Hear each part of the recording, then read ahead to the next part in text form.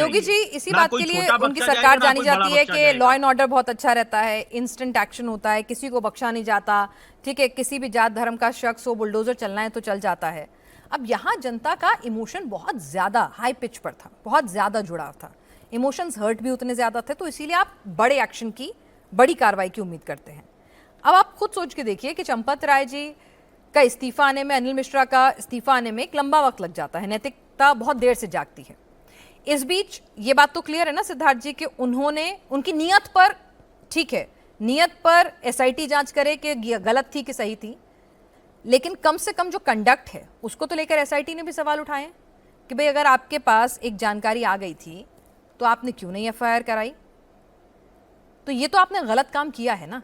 तो इस संदर्भ में चंपत जी पर क्यों नहीं कोई एफआईआर दर्ज होती? देश का कानून सिद्धार्थ जी आप मुझसे बेहतर जानते होंगे।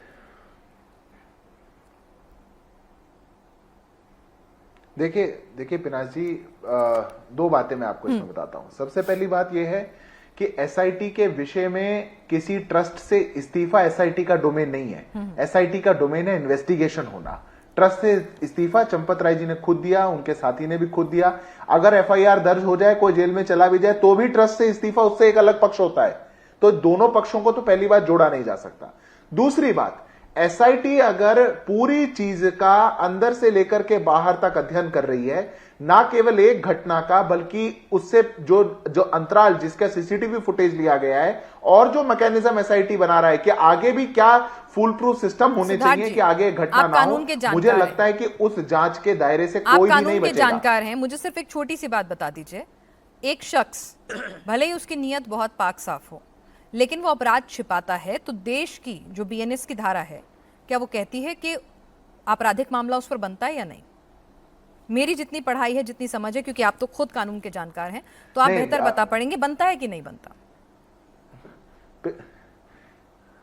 पिनाश जी, पहले मैं आपको कानूनी जवाब दे देता हूं। मैं कानून का विद्यार्थी हूं। क्रिमिनल ज्यूरिस्प्रूडेंस में जब तक आपके पास किसी के खिलाफ कोई साक्ष्य ना आ जाए या साबित नहीं हो जाए, तब तक आप उनको दोषी करार नहीं दे सकते। ये पहली बात है। अगर जांच हो रही है और उनके खिलाफ साक्ष्य इकट्ठे किए जा रहे हैं, जब साक्ष्य हो जाएंगे, पर्याप्त होंगे, तभी आप उनको दोषी कह सकते हैं। तब तक मैं तो कानून का विद्यार्थी होकर के नहीं कह सकता। एफआईआर दर्ज करने के लिए कह रहे हैं। रही दूसरी बात, अगर ये मैं एफआईआर की बात कर रहा हूं। एफआईआर 25 तारीख को दर्ज हुई। एफआईआर में पूरी घटना अप्रैल से लेकर के शुरू होकर के आज तक की घटना जांच के दायरे में एक ही एफआईआर। आपको इस केस में मल्टीपल एफआईआर की जरूरत नहीं है। जिस 5 तारीख की घटना का आप उल्लेख कर रहे हैं, जिसमें पुलिस को भी सूचित किया गया था, जिसमें कुछ पैसों की रिकवरी की बात कही जा रही है, जिसमें पैसे वापस ट्रस्ट के अकाउंट में जमा करने की बात की जा रही है, उसमें कौन शामिल था, किसका क्या रोल था, किसने रिटर्न किसको कहा, क्या कहा, किसने वर्बल क्या कहा, इस एफआईआर में जांच मामला सामने आ गया। ये कहा हुआ कि इस एफआईआर की जांच के बाहर है। मैंने आपसे पूछा ना सिद्धार्थ जी कि अगर एक मामला सामने आ गया कि भाई चोरी हुई, ये लोग चोरी कर रहे थे, इनके घर से रिकवरी कराने के लिए चंपत राय जी बतौर ट्रस्ट के महासचिव वो गए, उन्हें इस मामले के बारे में पूरी जानकारी हो गई, उन्होंने तब भी एफआईआर दर्ज नहीं करवाई। और खुद ही ये घर का मामला नहीं ना सर कि चलो मेरे पड़ोसी ने किया, मैं रफा दफा कर लेता हूँ, ले आता हूँ सामान। राम मंदिर ट्रस्ट है ना, तो वो गए, रिकवरी कराई, सबको मालूम है, तस्वीरें भी है, तमाम चीजें हैं। तो ऐसे में मैं आपकी कानूनी समझ से भी पूछ रही हूँ, क्या चंपत राय जी पर एफआईआर बनती है कि नहीं बनती? अगर एक आम आदमी ऐसा करता तो क्या उस पर एफआईआर बनती, अब तक होती या नहीं होती? दोष से धोना, अदालत में जाना, वो अलग चीज है। नहीं पिनाश जी, दोनों बातें बिल्कुल अलग हैं। अच्छा, पहली बात हमको ये समझना पड़ेगा कि एसआईटी की डिमांड ट्रस्ट की तरफ से ही रखी गई थी। ट्रस्ट ने रिटर्न में एक एसआईटी के गठन की मांग करी है। हम जिस बात की चर्चा बार बार कर रहे हैं लूप के अंदर, हम उस टाइमलाइन की कर रहे हैं कि 5 तारीख की घटना हुई तो क्या 10 तारीख को गठन की मांग करी गई, या 8 को करी गई, या 14 को करी गई, या 12 को करी गई। एक एफआईआर दर्ज हो चुकी है। उस एफआईआर में सबका जो रोल है उसको शामिल करके देखा जाएगा। किसी कंप्लेंट को देर से दर्ज कराना तो बहुत ही अलग पक्ष है, उसमें तो कोई केस नहीं बनता। अगर किसी की संलिप्तता है कि कोई छुपाना चाहता था किसी घटना को, उसमें उस पे जरूर साक्ष्य इकट्ठे करके, यानी चंपत राय जी ने बस देरी की है, छिपाना नहीं चाहते थे। ठीक है सिद्धार्थ जी, आपने तो आज मेरी पूरी डिबेट को एक नया पर्सपेक्टिव दे दिया कि चंपत राय जी छिपाना नहीं चाहते थे, देरी से एफआईआर दर्ज कराइए, उनके खिलाफ कोई मामला नहीं बनता।